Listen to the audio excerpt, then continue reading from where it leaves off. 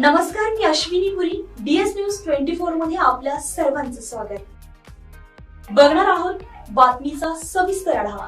आमच्या DS news 24 चॅनलला like करा, शेअर करा, सबस्क्राईब करा आणि बेल आयकॉन प्रेस करायला विसरू नका. सभागृहात रमी खेळण्यानं कृषी खातं गमावलेले राज्याचे क्रीडा मंत्री माणिकराव कोकाटे हे 30 वर्षांपूर्वीच्या सदनिका गैरव्यवहार प्रकरणात अडचणीत आलेले आहे. शासकीय कोट्यातील 10% सदनिका गैरव्यवहार प्रकरणी 2 वर्ष आणि 10,000 दंडाची शिक्षा जिल्हा सत्र न्यायालयानेही कायम ठेवली आहे. त्यामुळे स्थानिक स्वराज्य संस्थांच्या निवडणुकीच्या तोंडावर त्यांची आमदारकी आणि मंत्रीपद जाण्याची शक्यता निर्माण झाली आहे. मंत्री माणिकराव कोकाटे आणि त्यांचे भाऊ सुनील कोकाटे यांनी मुख्यमंत्री कोट्यातून मिळालेल्या सदनिकांबाबत बनावट कागदपत्रे सादर करून त्या लाटल्या प्रकरणी नाशिक जिल्हा न्यायालयानं प्रत्येकी 2 वर्षांचा कारावास आणि 50,000 रुपयांचा दंड ठोठावलाय.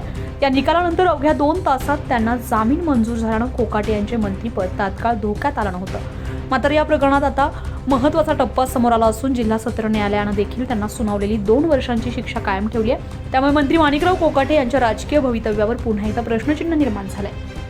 शिक्षेची पुष्टी झाल्यामुळे नैतिकतेच्या मुद्द्यावरून विरोधकांकडून त्यांच्या राजीनाम्याची मागणी होण्याची शक्यता आहे. तसेच या निर्णयामुळे राज्याच्या राजकारणात खळबळ उडाली असून सरकारची पुढील भूमिका काय असेल याकडे सर्वांचंच लक्ष लागलंय. DS न्यूज 24 साठी अश्विनी पुरी, नाशिक. अशाच नवनवीन घडामोडी पाहण्यासाठी पाहत रहा DS न्यूज 24. तोपर्यंत मी अश्विनी आपली रजा घेते. नमस्कार.